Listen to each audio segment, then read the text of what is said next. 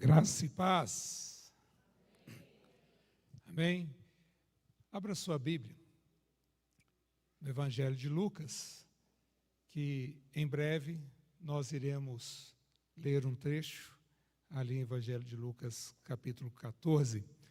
Nós temos como tema essa noite a marcha da morte. Amém? Você pode repetir? A marcha da morte. Aleluia. Quero cumprimentar também os irmãos que estão participando conosco online. Temos aqui pessoas de Portugal, Rio de Janeiro, Minas Gerais, Bahia, São Paulo. Muitos irmãos estão aqui conosco. Deus os abençoe. A marcha da morte. Aleluia. Antes de iniciarmos lendo esse livro, gostaria de relembrar a todos o nosso decreto desse ano e as 6 primeiras portas. Assim declara aquele que é santo e verdadeiro, que possui a chave de Davi: o que ele abre, ninguém consegue fechar, e o que ele fecha, ninguém pode abrir. Conheço as tuas obras, eis que tenho colocado diante de ti uma porta aberta que ninguém consegue fechar. Tens pouca força, mas obedeceste a minha palavra e não negaste o meu nome. Aleluia! Então vamos relembrar as primeiras portas. A primeira foi em janeiro, a porta da santidade. Ele diz, assim declara aquele que é santo. E na primeira carta de Pedro, capítulo 1, diz: mas como é santo aquele que vos chamou, sede vós também santos em toda a vossa maneira de viver, porquanto está escrito: sede santos, porque eu sou santo. Eu quem? Jesus é santo. E santo significa aquele que é separado para um plano específico e um propósito específico dado por Deus. A segunda porta foi a porta da verdade. Ele diz, e verdadeiro, diz em João 14,6, disse-lhe Jesus: eu sou o caminho, a verdade e a vida. Ninguém vem ao Pai senão por mim. Jesus é a verdade. Nele não há sombra. Quando você toma um objeto ante a luz, esse objeto vai projetar uma sombra. Jesus não tem sombra, ele é a verdade, é a transparência perfeita. Ele, a luz, é perfeita harmonia, não há mancha, nem falsidade, nem falha. Em Jesus não há pecado, ele é a verdade. A próxima porta foi a porta da autoridade. Ele diz que possui a chave de Davi. E diz Mateus 28:18, Jesus, aproximando-se, falou-lhes, dizendo: toda autoridade me foi dada no céu e na terra. Jesus, o Filho de Deus, o Messias prometido, vinha da descendência de Davi. Pelo Pai recebeu toda a autoridade no céu e na terra, ao cumprir todo o propósito que lhe tinha sido dado. A ele tudo pertence. Tudo está debaixo da autoridade de Jesus. Amém? A próxima porta foi a porta da segurança. Ele diz, o que ele abre, ninguém consegue fechar. O que ele fecha, ninguém pode abrir. A porta da segurança também é vista em João capítulo 10, verso 28. Eu lhes dou a vida eterna, jamais perecerão, e ninguém as arrebatará na minha mão. Aquele que está em Cristo está seguro. Que segurança quando nós somos de Jesus. Ele abriu a porta da salvação para nós, abriu a porta do perdão para nós, abriu a porta da justificação para nós, abriu a porta da vinda do Espírito Santo, já que hoje é Pentecostes, e ele abriu a porta da vida eterna para nós. Em João capítulo 5, verso 24, nós lemos: na verdade vos digo que quem ouve a minha palavra e crê naquele que me enviou, ele tem a vida eterna e não entrará em condenação, mas já passou da morte para a vida. Isso é segurança, amém? Aleluia! A propósito, você já viu aquelas portas? Usava-se muito antigamente, na porta colocava-se uma barra de... Hoje a gente usa até de metal, mas colocava uma barra de madeira, um tronco de madeira, para deixar aquela porta bem fechada, para que ninguém conseguisse abrir essa porta. Essa barra chamava-se patibulum. Guarda esse nome. Essa tranca chamava patibulum. Onde se colocava, se eu tenho aqui uma porta, eu colocava o patíbulo de madeira nesse local para que ninguém a conseguisse abrir. Mas aqui nós lemos que Jesus, ele nos abriu a porta. E aí entramos no mês passado na porta da obediência. Diz, conheça as tuas obras, eis que tenho colocado diante de ti uma porta aberta. O patíbulo tinha sido removido, que ninguém consegue fechar. Tens poucas forças, mas obedeceste a minha palavra. E ele diz aqui em Filipenses capítulo 2, verso 8, Paulo, ele, falando de Jesus, se humilhou, tornando-se obediente até a morte e morte de cruz. E devido à sua obediência e de ser sem pecado, recebeu autoridade e pôde nos dar segurança, porque Jesus, na verdade, do começo ao fim, desde o princípio da eternidade, ele sempre foi fiel. E entramos nesse mês de junho, pela sexta porta, a porta da fidelidade, onde diz no texto, e não negaste o meu nome, que está lá no decreto. E em 2 Tessalonicenses, capítulo 3, verso 3, diz, o Senhor é fiel. Você pode responder isso mais uma vez? O Senhor é fiel. Essa é a porta da fidelidade. É mês da família e nós vamos trazer mensagens a respeito desta porta, a porta da fidelidade. Jesus foi fiel e Ele deseja que nós sejamos também fiéis a Ele. Então vamos ler o nosso texto base, Lucas, Evangelho de Lucas, capítulo 14, nós vamos ler dos versos 25 a 35. Mas antes de lermos, Jesus estava à casa de um fariseu, ele foi convidado a uma ceia de Shabat, ele estava ali, e olhando aqueles convidados, os amigos daquele fariseu, surgiu ali uma conversa, onde um dos convidados disse, bem-aventurado aquele que cear à mesa no reino de Deus.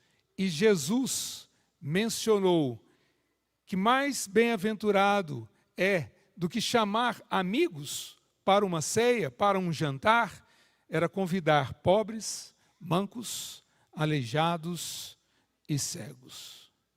Quem estava ali? Um fariseu, proprietário da casa, seus amigos, que tinham convidado um convite especial a Jesus. Mas muitas pessoas seguiam a Jesus. Mas essas pessoas não podiam entrar dentro daquela casa, porque elas não tinham sido convidadas. Muitas vezes, quando Jesus pregava, rapidamente aquelas pequenas casas ficavam cheias, e as pessoas ficavam do lado de fora. Vocês devem se recordar, por exemplo, daquele que estava acamado e descobriram o telhado para que descessem. 4 amigos desceram. Por quê? Porque não chegavam perto da casa, da multidão. Ali tinha uma multidão, mas elas aguardavam do lado de fora. E Jesus vem e conta àqueles convidados uma parábola. A parábola de um rei que avisa aos seus convidados para virem à ceia, porque a ceia já estava pronta. Mas cada um daqueles convidados apresentou uma desculpa. E ele, o rei, diz, convide cegos, aleijados e pobres. E quando disseram, já convidamos, eles chegaram, eles estão aqui e ainda há lugar. Ele falou, obriga, pega as pessoas que estão pelo caminho, pegue gente de rua, não importa, mas traga para a ceia. Como as pessoas que estavam do lado de fora daquela casa se viam? Elas se viam exatamente daquela maneira. Os fariseus, alta sociedade, nós somos os que estão aqui fora, os pobres, os mancos, os aleijados. Essa parábola termina exatamente em Lucas 14, verso 24, e nós vamos ler a partir do verso 25. E iam com ele grandes multidões, e voltando-se disse-lhes, se algum homem vier a mim e não aborrecer a seu pai e mãe, a esposa e filhos e irmãos e irmãs, sim, e também a sua própria vida, ele não pode ser meu discípulo. E quem não carregar a sua cruz e não vir após mim, não pode ser o meu discípulo.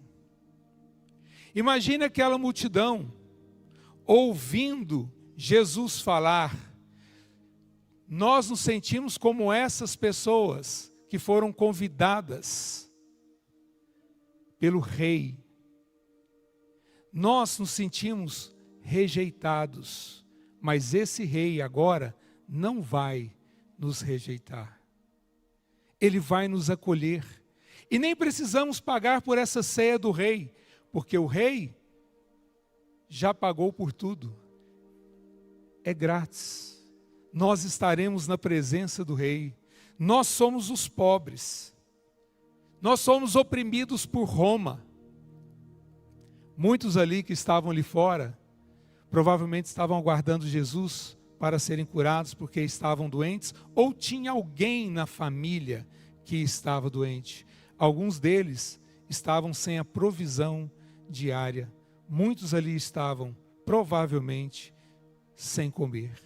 Então, ouvir da boca do Mestre, ouvir de Jesus sobre o reino de Deus, isso enchia os seus corações de alegria, de esperança, mas teria um custo. Para cada um que quisesse sentar-se à mesa, haveria ali um custo. Ele diz, quem não carregar a sua cruz e não vir após mim, não pode ser meu discípulo. E eles entenderam muito bem o que Jesus estava mencionando. E no verso 28, continua, porque qual de vós, querendo edificar uma torre, não se assenta primeiro para calcular o seu custo, para ver se tem o suficiente para acabá-la? Para não acontecer que depois de haver posto os alicerces, e não sendo capaz de acabá-la, todos os que virem, comecem a escarnecer dele, dizendo, este homem começou a edificar, e não foi capaz de acabar. Eles estavam ouvindo, eles estavam entendendo o que Jesus queria dizer. Para eles, palavras duras. Como eles entendiam o que Jesus estava querendo dizer, provavelmente os seus semblantes descaíram. Provavelmente desviaram os seus olhares de Jesus e começaram a olhar uns aos outros, se perguntando, ele realmente está dizendo isso para nós? Quem aqui já viu edificações abandonadas? Prédios, casas que pararam, nunca terminaram, é uma lástima. Mas o que tem a ver edificar uma torre com aborrecer pai e mãe? E havia ainda mais exigências. Verso 31. Ou qual é o rei que indo guerrear contra outro rei, não se assenta primeiro a se aconselhar se com 10.000 é capaz de sair ao encontro do que vem contra ele com 20.000? Do contrário, estando outro ainda longe, ele envia embaixadores e pede condição de paz. O que um cenário de guerra tem a ver com aborrecer a si mesmo e ser digno de ser chamado discípulo de Cristo? Verso 33 diz: assim, pois, qualquer de vós que não renunciar a tudo quanto tem, não pode ser meu discípulo. Sal é bom, mas se ele perder o sabor, com que se há de temperar?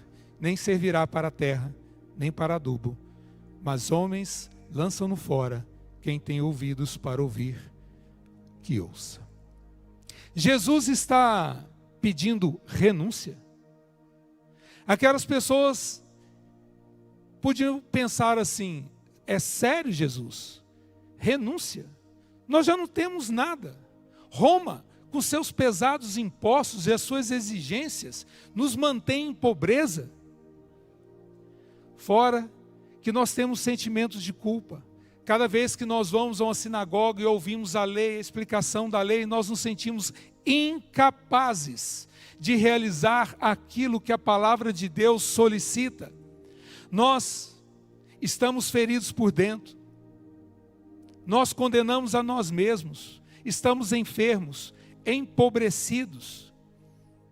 Nós mendigamos na vida física, na vida social, na vida espiritual, e o Senhor nos pede renúncia. Nós já nos sentimos mancos, caminhando por essa vida, rejeitados, excluídos, e agora que temos a chance de ir para o reino, o Senhor nos pede renúncia. Verdadeiramente, quando um discípulo ia seguir um mestre, ele renunciava a tudo. Ele deixava pai, deixava mãe, deixava a sua profissão que tinha aprendido desde criança com a sua família, provavelmente com o seu pai, e ia seguir um rabino, e isso era uma honra.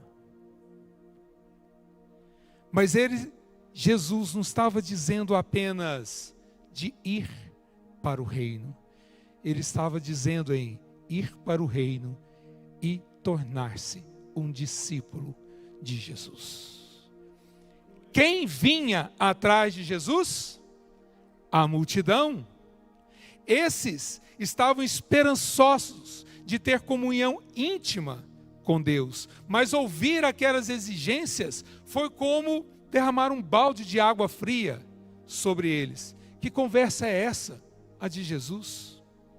Certamente eles conheciam o sermão do monte, ser sal, ser luz, que eram bem-aventurados, que seriam consolados, que herdariam a terra, que deveriam perdoar os seus devedores e que tinham que buscar o reino de Deus em primeiro lugar. Mas o tempo avança e eles imaginam que, como a ceia já está pronta, é simples, é só entrar, o rei está convidando, é de graça. Eles não imaginavam que, com o passar do tempo, na verdade, o nível de exigência se tornaria cada vez maior para aqueles que queriam se tornar discípulos. Você já construiu uma casa ou um prédio? Quem aqui já construiu uma casa ou um prédio? Já? É caro? É caro? É caro? Você já conseguiu carregar uma tora sobre os ombros? É pesado. Carregar a cruz, edificar uma torre ou ir à guerra tem custo, e um custo bem alto.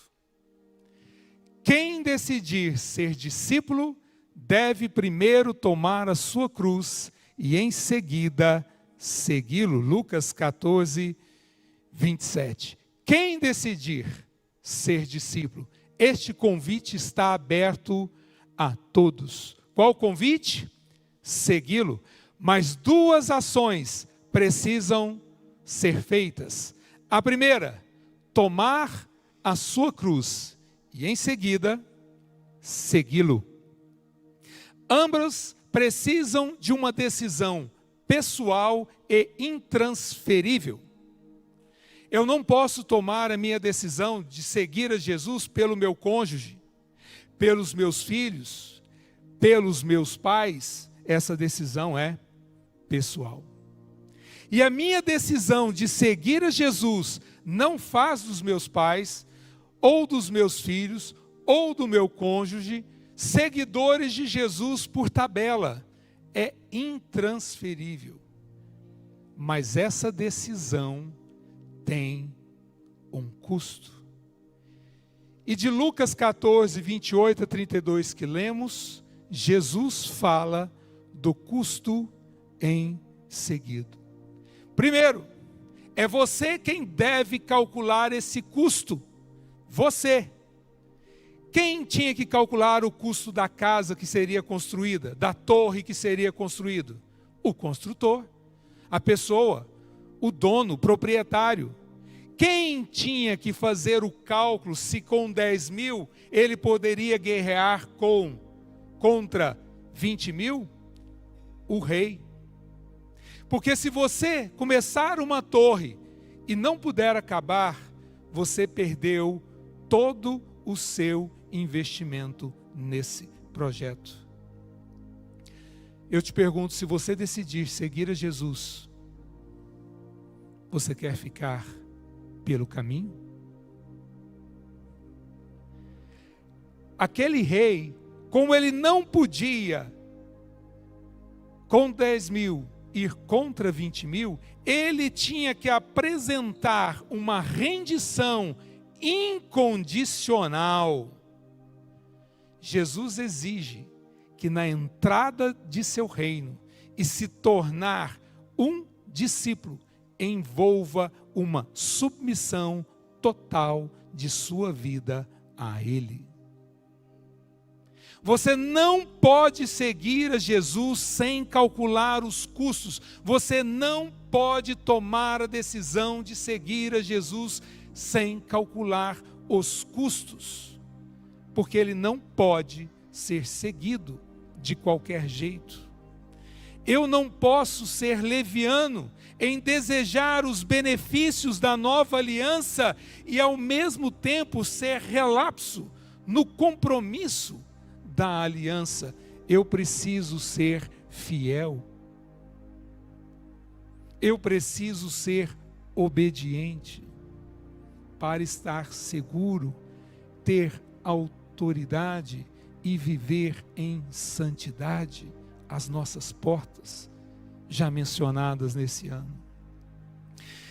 Na primeira parte de Lucas 14, verso 27, diz assim: e quem não carregar a sua cruz. Então vamos voltar a essa primeira ação, carregar a cruz. Eles ouviram isso de Jesus. Assim que ouviram sobre o reino, eles ouviram: você precisa carregar a sua cruz. Mas a cruz, eles conheciam muito bem o processo. A crucificação, a cruz era algo temido.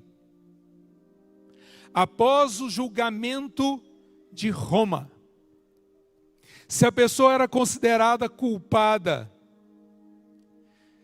ela deveria ser levada para ser castigada. Ela era amarrada em um tronco baixo, como esse gasofilácio. Ele era amarrado num local assim e colocado as suas mãos por cima da cabeça.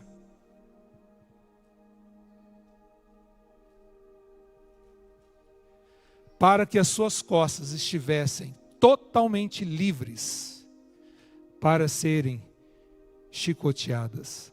Mas antes, eles despiam completamente aquele que estava condenado.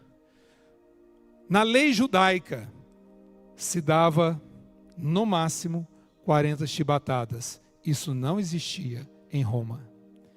Era a bel prazer do carrasco.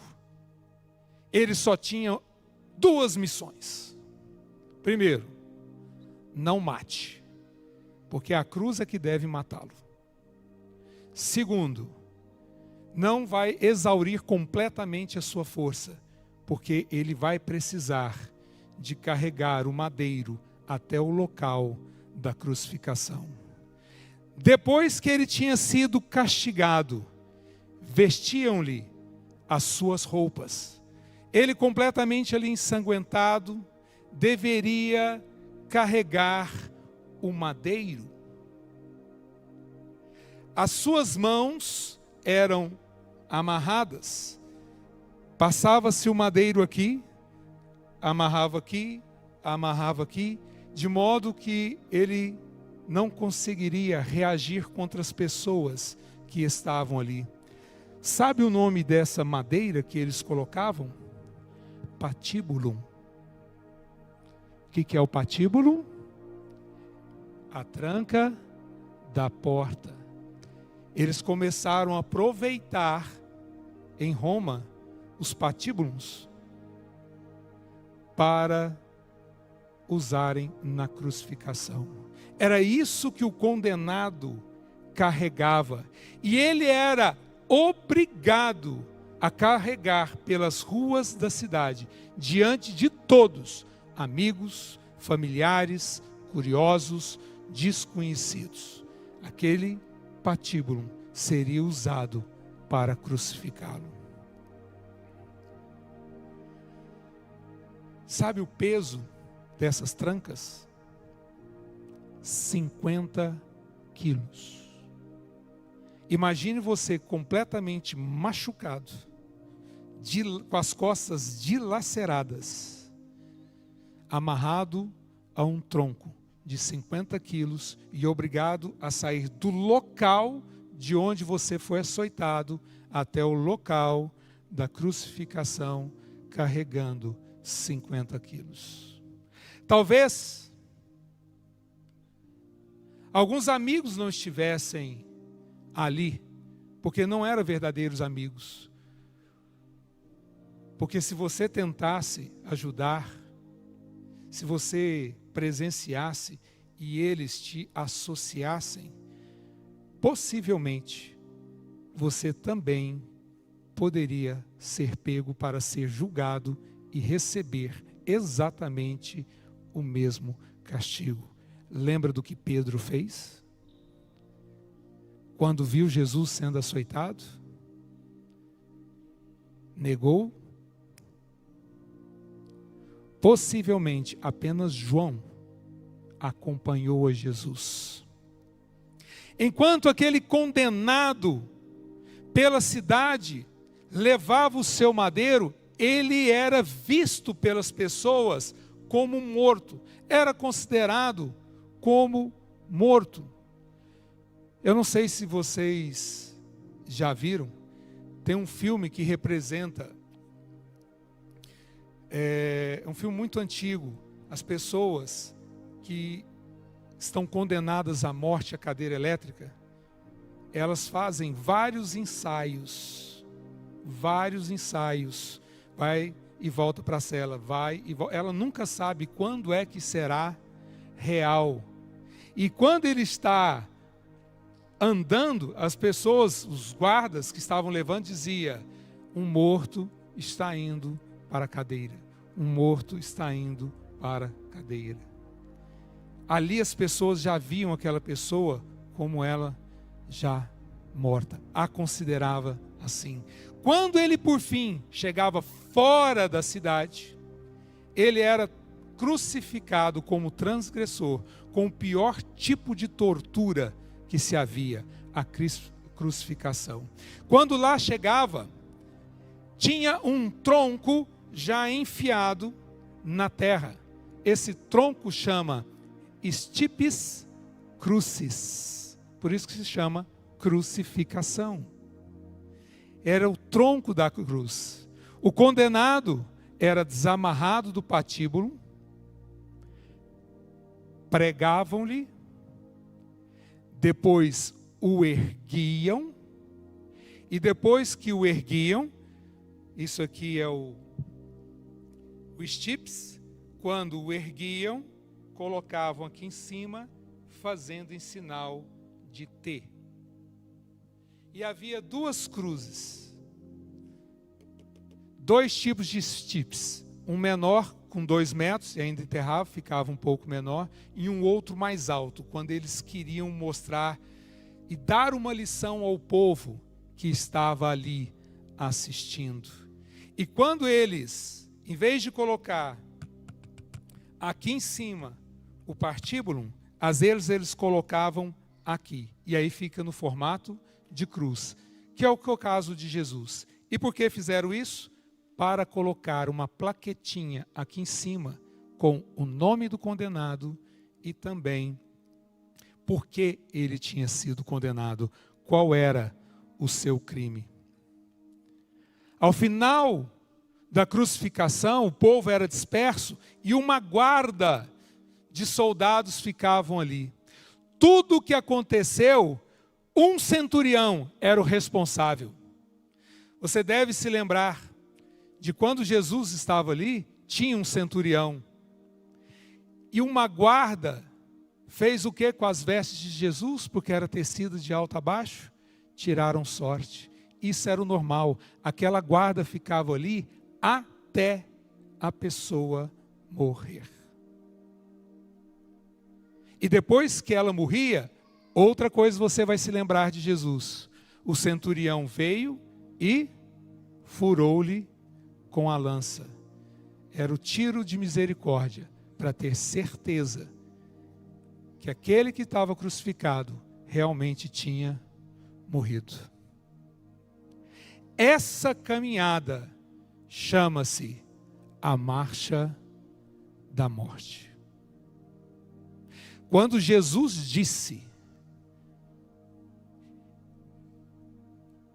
quem quiser ser meu discípulo, tome a sua cruz, eles entenderam o que Jesus estava dizendo. Você precisa realizar a marcha da morte. A marcha da morte tinha significado.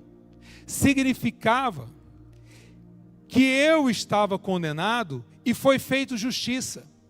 Que o tribunal que me sentenciou era justo e eu merecia a condenação por crucificação. Era um verdadeiro espetáculo público pelas ruas.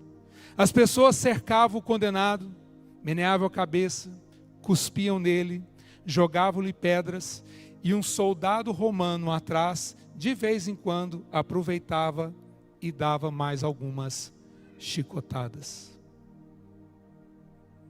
Cobravam da pessoa que estava fazendo a marcha da morte, pelos seus erros, por aquilo que tinha feito. Mas seus amigos, seus parentes, choravam, gritavam. Era um desespero. Nos conta o Evangelho de Lucas, que Jesus nessa situação, ainda teve tempo para olhar para algumas mulheres, chorando e consolá-las. Esse é Jesus. Jesus chamando aqueles ouvintes para a marcha da morte, era para ele um termo não negociável. Sabe por quê? Porque o julgamento de Roma fazia alusão a outro julgamento, a uma que todos passariam no dia do juízo perante o tribunal de Deus. Por isso o rei da parábola, com 10.000, que somos nós, devemos render-nos incondicionalmente ao outro rei, que é o Pai, pois não poderemos medir força com Deus.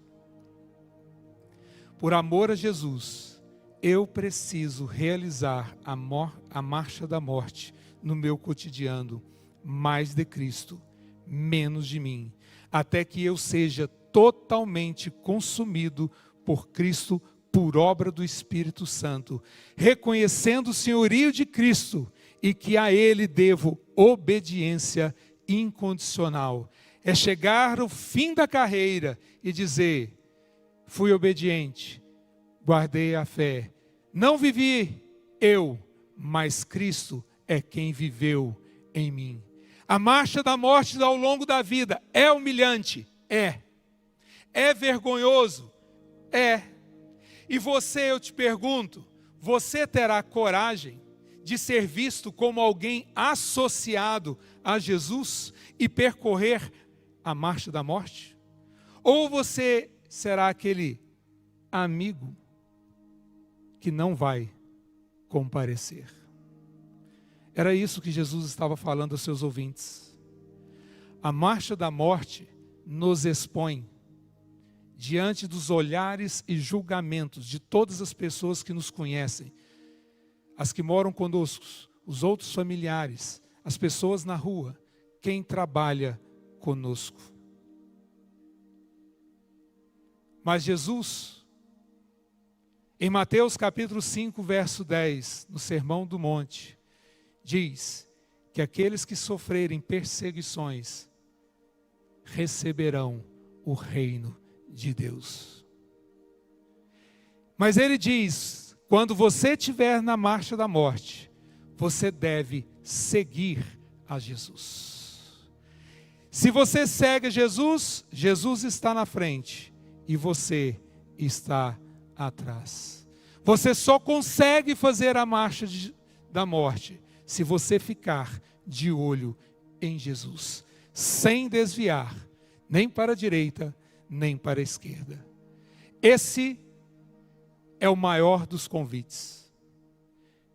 E Jesus olha para aquela multidão e diz: vocês entenderam o custo de pegar a sua cruz? Vocês entenderam a renúncia que deve ser feita? Compreende que a direção da sua vida é minha e cabe a você a obediência incondicional a mim? Entende que se você quiser ser meu discípulo, tem que ser para a vida toda? Você não pode deixar a torre construída pelo meio do caminho? Que você precisa renunciar até a si mesmo? A rendição é total. Na guerra, a rendição é total. E você deve pedir paz a Deus. Você deve fazer as pazes com Jesus sobre as condições de paz que Jesus te dá. Você nada pode reivindicar.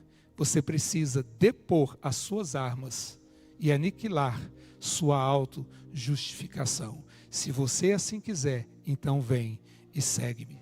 Com Jesus, o compromisso é prioritário, porque realizar a marcha da morte é segui-lo de forma preeminente. Nenhum outro chamado que você ouviu ou ouvirá no futuro ofuscaria ou ofuscará esse chamado. Esse chamado de Jesus, vem e segue-me, é o chamado principal para a sua vida. E você deve saber em seu coração se você aceita ou não, porque é caso de vida ou morte. Aquele que entra na ceia do Senhor é vida. Aqueles que apresentaram desculpa é morte. A resposta é pessoal. Realizar a marcha da morte é segui-lo pessoalmente. Apesar de estar em meio à multidão, a resposta é pessoal e intransferível. Não é uma votação em grupo.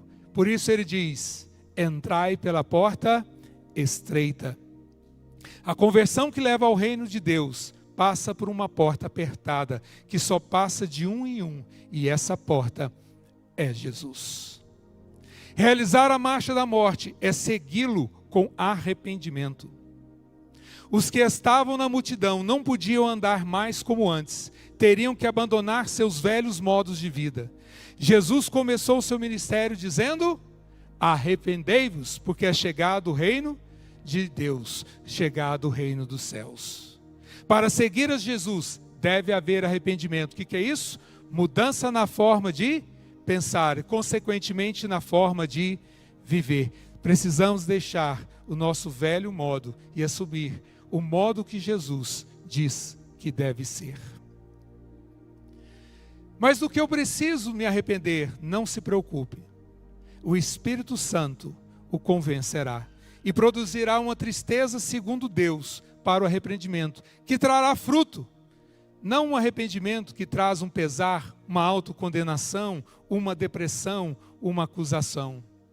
E por que eu preciso? Porque eu preciso ter a porta da santidade na vida. Jesus é santo, é assim que Ele é, assim que Ele vive, e nós devemos ser assim também. As exigências são altas, mas vale a pena. É também um compromisso de confiança. Realizar a marcha da morte é segui-lo crendo. Jesus exige uma fé pessoal nele, que se confie nele para tudo, para que se tenha uma posição correta diante de Deus. E quando Jesus fez esse chamado, Ele não contou para eles onde Jesus os levaria, não deu detalhes, nada. Nós devemos depender exclusivamente dele para livrar-nos no dia a dia e lá no fim da ira de Deus que merecíamos. Pois diante do tribunal justo de Deus somos pecadores. Mas ao confiarmos em Cristo, seríamos perdoados e considerados como justos. Amém? Justos em Cristo Jesus. Devemos depender de Cristo para o nosso dia a dia, todos os dias. Depender do Messias, no que tange o nosso futuro, para onde iremos, como, quando, que forma, não importa. Fiquemos tranquilos, em Jesus nós temos a segurança. Também deve ser um compromisso de todo o coração. Realizar a marcha da morte é segui-lo de todo o coração. Jesus exige que o sigamos de todo o coração. Não pode estar com ele e com a multidão. Não se pode esconder dele partes secretas da sua vida. Ninguém pode servir a dois senhores, porque há de aborrecer a um e amar o outro, ou se devotará a um, ou desprezará o outro. Ninguém pode seguir a Cristo de coração dividido, ficando em cima do muro. Ninguém pode ser um verdadeiro seguidor do Messias e permanecer consumido por este mundo, amando o mundo presente. Você não pode experimentar o melhor dos dois mundos ao mesmo tempo. Isso é impossível. Jesus jamais vai aceitar você deixá-lo em segundo lugar. E por fim, realizar a marcha da morte é segui-lo incondicionalmente. Jesus convoca a segui-lo, não importa o que for necessário, não importa onde isso leve, e ele não vai dar qualquer explicação adicional de forma prévia. O que quer que seja necessário para cumprir a sua vontade, Jesus espera que você dê a ele. Nós não temos poder de veto. Nós não podemos estabelecer restrições ao que vamos ou não vamos fazer por Cristo. A marcha da morte nos custa. E sabe o que nos custa? Vai nos custar tudo. Mas Jesus deu o exemplo. Em Filipenses capítulo 2, verso 8, diz assim: em sua figura externa, que não refletia sua essência e natureza passada, havendo ele sido achado como homem, humilhou-se a si mesmo, havendo ele se tornado submisso e obediente até a morte, mesmo morte de cruz. Jesus passou pela marcha da morte em nosso lugar. Em compromisso total com o Pai, realizou sua missão por amor, esvaziou-se, fez o que era preciso ser feito por amor, pagou o preço do nosso pecado por amor, fez tudo sem reservas, coração íntegro de Jesus, por amor. Jesus é santo, fiel, obediente e tem toda a autoridade, e Ele próprio é a verdade. E Ele deseja que sejamos fiéis, obedientes, santos, recebendo dele segurança e autoridade, andando todos os dias na verdade. Ele diz também para nós hoje, porque Ele nunca mudou: você também está disposto? Nós estamos iniciando hoje a festa de Pentecostes. Shavuot é ser liberto para servir. A morte é a Páscoa. Ceia do Senhor é a representação da Páscoa. Mas essa Páscoa hoje está sendo realizada no dia de Pentecostes. A Páscoa me liberta do pecado, me tira do reino do mundo e me traz para o reino de Deus. O Espírito Santo em Shavuot nos capacita a vivermos lidando com as nossas mazelas, e o Espírito Santo trabalhando em nós, nos transformando a cada dia de um degrau de glória a outro degrau de glória. Essa festa acontece no mês de Sivan, no 5º e 6º dia. Ela vai de hoje, que começou às 18 horas, até terça-feira às 18 horas. E esse mês de Sivan, onde se tem a festa de Pentecostes, ou Shavuot, ou festa das semanas, ela aponta para a misericórdia de Deus e o caminhar em suas leis. Quer servir a Deus em autoridade e verdade? Primeiro, vem a Páscoa, representada aqui pela ceia. É passar pela morte, é fazer a marcha da morte. Depois, em Cristo Jesus, depois que perdoados e tudo se fez novo, recebendo a vida dele em cada um de nós, recebemos o Espírito Santo, que nos capacita a obedecer à lei, à vontade de Deus e agradecer a Deus. O maior dos convites é a vida cristã e viver para Cristo. Deixa eu falar algo para vocês. Alguém pode me trazer aquela cruz, por favor? Lucas nos dá um detalhe. Alguém foi obrigado pelos soldados a carregar a cruz. Jesus estava não conseguindo mais carregar, ele por 3 vezes caiu. Obrigado, filho. Pode ficar aqui, vou precisar de você, você vai ser meu Jesus. Eu vou ser o Simeão, você vai ser Jesus, ok? Ele não conseguia. Simeão teve que carregar a cruz, ele foi obrigado a isso. Ele pode ter dito coisas do tipo: mas olha, eu vou carregar, mas eu não sou condenado. Por favor, não me associem a ele. É ele que foi julgado. Eu não. Eu não tenho erro. Ele tem. Não poderia haver algo tão errado. Ele, Jesus, não tinha pecado. Eu, Simeão, tinha pecado. Mas eu, aquele dia, peguei, não a cruz toda, mas apenas o patíbulo, e peguei e fui carregar, e Jesus à minha frente foi andando. Anda, Jesus. E eu, solta, anda, Jesus, anda. Tem que estar inclinado mesmo, suas costas estão todas doendo. E eu vou atrás de Jesus. Obrigado. Veja bem. Não, deixa aqui. Veja bem. Ele andou como?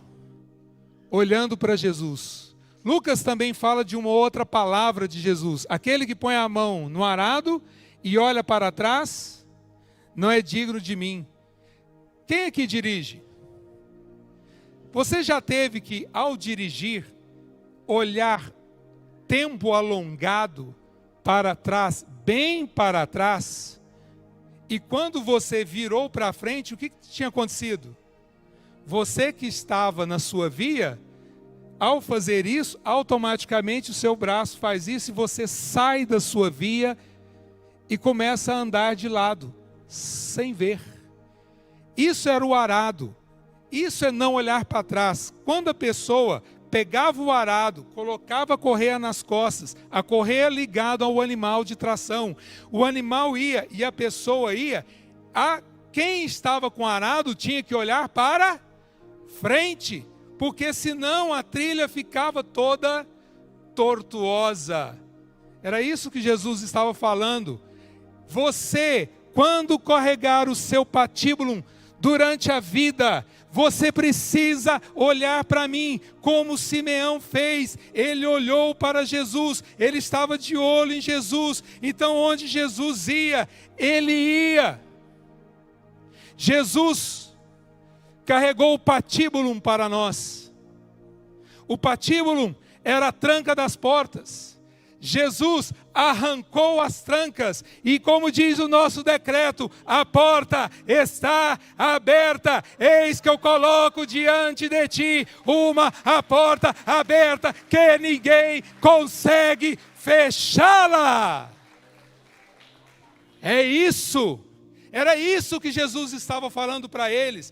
Eu arranquei a tranca, vocês não vão mais para o inferno, vocês vão para o reino de Deus, mas venha, siga-me, ande atrás de mim, pega o seu patíbulo, não ligue se você vai ser humilhado, perseguido, caluniado, não importa, dos tais é o reino de Deus e vocês herdarão a terra. O patíbulo foi arrancado.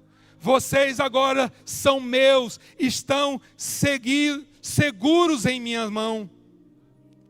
Eu te convido hoje, tome a sua cruz. Tome a sua cruz, olhando firmemente para Jesus. Às vezes hoje você pode pensar assim, mas e o meu pecado? Vou citar um decreto nosso. Visto termos a rodear-nos tão grande nuvem de testemunha, desembaraçando-nos de todo peso e pecado que tenazmente nos assedia, corramos com perseverança a carreira que nos está proposta, olhando firmemente para o autor e consumador da nossa fé, Jesus, ao qual em troca da alegria que lhe estava proposta, suportou a cruz, não fazendo caso da ignomínia, da vergonha, da humilhação, e hoje ele está assentado ao lado direito do trono de Deus. Um local que ele está também reservando para nós, pois ele foi, e ele está fazendo para nós morada. Naquele dia,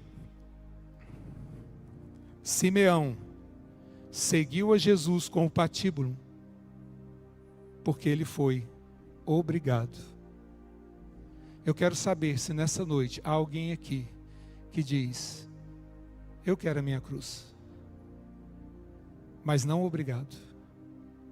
E você também que está na internet, você pode escrever aí, eu quero seguir a Jesus. Coloque aí, eu quero seguir a Jesus. Eu quero tomar a minha cruz e olhar diretamente para o autor e consumador da nossa fé.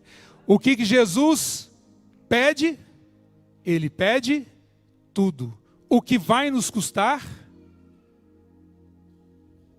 Tudo. Quem quer entregar tudo para Jesus? Vem aqui à frente, nós vamos orar por você. Vem aqui, pastores, por favor.